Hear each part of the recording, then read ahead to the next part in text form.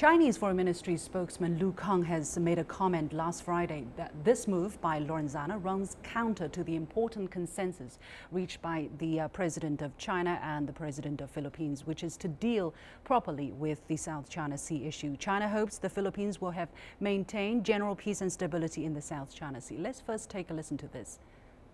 从去年杜特尔特总统访华以来， China and the Philippines have been keeping good communication and properly managing and resolving maritime issues since Philippine President Duterte's visit to China last year. We hope that this momentum can continue and the Philippines can work with China to jointly maintain regional peace and stability, as well as the sound momentum of moving bilateral relations forward. So, Einar, explain to us what is behind Lorenzana's move. This seems quite a sudden change. Not really. It's political theater. I mean, his boss, Duterte, is under tremendous amounts of pressure at home. He's gone back and forth on issues, but he's kind of crazy like a fox in the sense that he'll say something, and to get effect, he is, after all, a populist. And then in terms of the real strategy, for instance, economic engagement with China, I think that's still in place. There is no reason for him to give that up. He knows the U.S. cannot provide the kind of support that the Philippines needs, especially with its infrastructure and being part of the Belt and Road Initiative. So what you're saying, let me first get this clear, what you're saying is what Defense Minister Lorenzana did is in line with Duterte's will or intention, so it was not something that he went against the will of his boss. Well, yes, but I mean, you have to understand, it's political theater. He's there with 40 journalists to fly the flag because Duterte was being accused of being soft on China, on being willing to give up, quote, Philippine lands, because this is a disputed area. You know, they have a name for it. Nansha is the name from China. But the fact that it's disputed and there are people who are using this against Duterte, he's fighting back with this piece of political theater.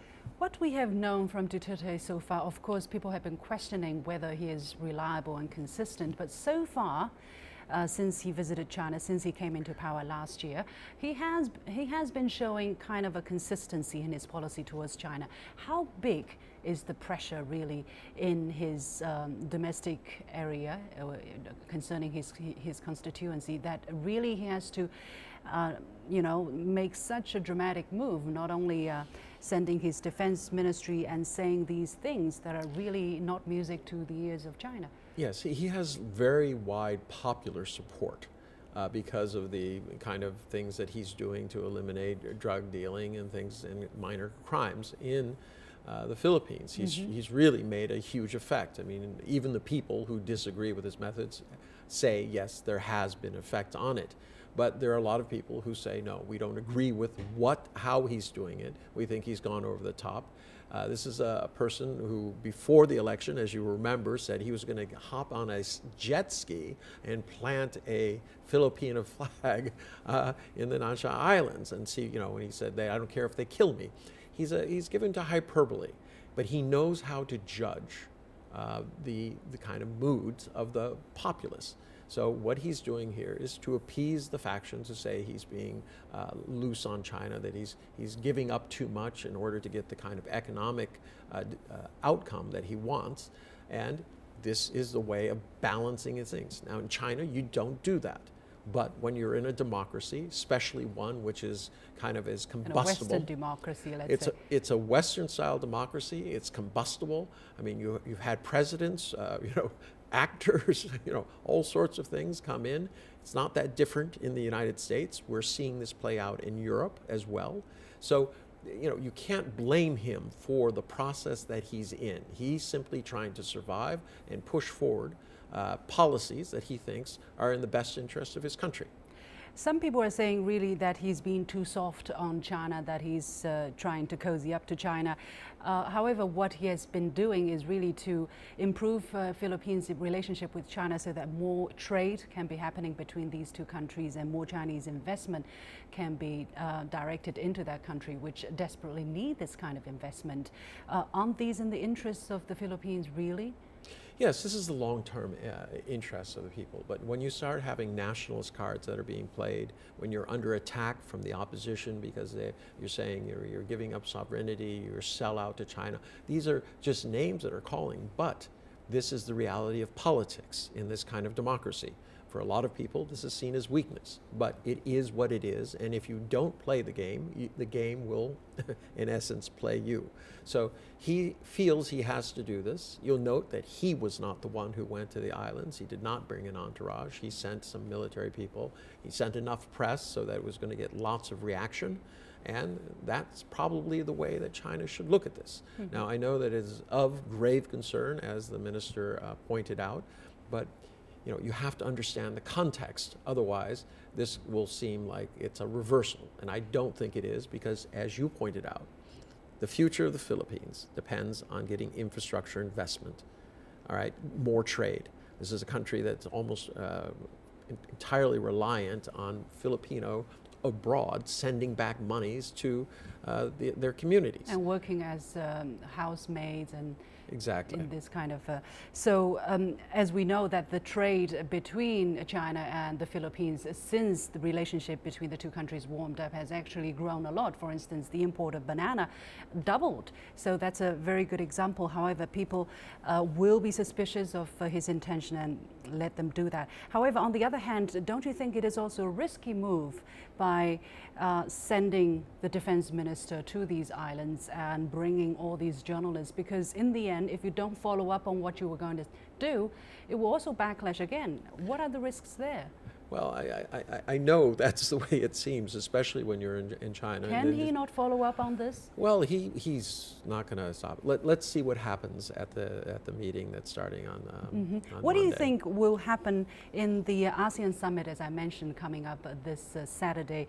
For instance, we know that the last time there was this ASEAN meeting, which was taking place in Laos last October after the big row over the South China Sea case. However, some ASEAN member countries decided not to make the South China Sea case a big issue on the agenda. What do you think might happen this time, especially when we are just seeing this visit to the islands by the Filipino defense minister?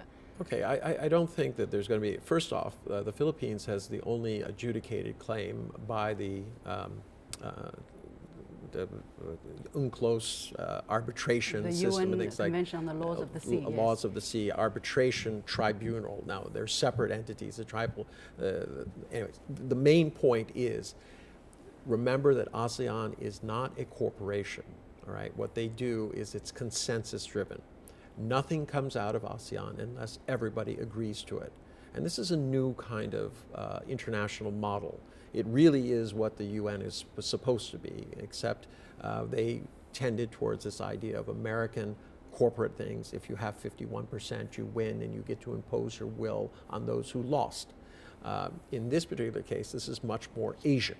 And they say, look, we're not going to do anything unless we all agree. Mm-hmm. This is a much stronger thing, because when they do commit to it, it's meaningful. So expect nothing to come out of this. No one is going to look askance. Everybody understands the kind of pressures that he's in. He's being indicted by people who's claimed that he's a war criminal. He's trying to fight back for his political existence, not so much among the popularity of the people, but among the politics of Manila. Finally, Duterte is expected to arrive in May in Beijing for a very high-profile summit on China's Belt and Road Initiative. Actually, his name is among the list that has been made public by the Chinese authority. Do you think the visit by Lorenzana has rocked the boat? I mean, he will be in a kind of embarrassing situation, right? No, well, okay. This is not. You don't think this is not a man who embarrasses easily, as we can tell from past events. You know, he recently said that he would be 50 times more terrible than terrorists, and he would eat any of the people captured alive. Oh. So this is he gives to hyperbole. He's a loosey-goosey politician who goes with the flow, and this is something that. Beijing has to kind of take into it. China wants to do the Belt and Road. Every single country that they're going to deal with will have a very different language, culture, custom, economic, and political system. And you cannot judge other systems by yours. This is a mistake often that people accuse America of. They say American exceptionalism, you must do as we do, otherwise you're not legitimate. Right? So China, you have to start understanding the context of things and say, look, they're going to do it their way. Do we have an understanding at its base core? Do we have aligned principles? As you pointed out, the future of the Philippines is going to depend on its ability to do trade and to improve its infrastructure. That has not changed. And I don't think that he will stop coming to the May conference, and I don't think that he'll stop pushing for Philippine interests. Yeah, well, he seems to be a wild card, but deep down, I think he knows what he's doing, and the people of the Philippines know him, what he's doing. Otherwise, they wouldn't elect him into office, right? He enjoys a very high approval rating still till now. Yes, well, he's one of the people who represents change at any course. I mean, he's a populist. He's not unlike Donald Trump in that he says a lot of very wild things. But on the other hand, he does seem to have a very consistent view of trying to help his people. In his own city that he ran for all of those years, he was able to make a substantial change from a place that was crime-ridden, where you couldn't walk the streets at night, to virtually one of the safest places in the Philippines. Yeah. Let's give him a chance. Let's wait and see. Thank you very much, Einar Tangen, a current affairs commentator. Well, here is my point. Now, politicians the world over often find themselves in a dilemma over the formulation of their policies. On foreign policy, that dilemma is often magnified because on the one hand, they have to keep looking over their shoulders to satisfy domestic opinion, while at the same time, they need to reassure foreign governments of their wish to improve bilateral ties. And sometimes the two are just incompatible. Now, this would appear to be the case with Rodrigo Duterte, and it is to be hoped that as benefits from closer cooperation between the two countries become more clear to all parties, especially after next month's Belt and Road Summit in Beijing, the relationship between the two countries will grow stronger in the months ahead.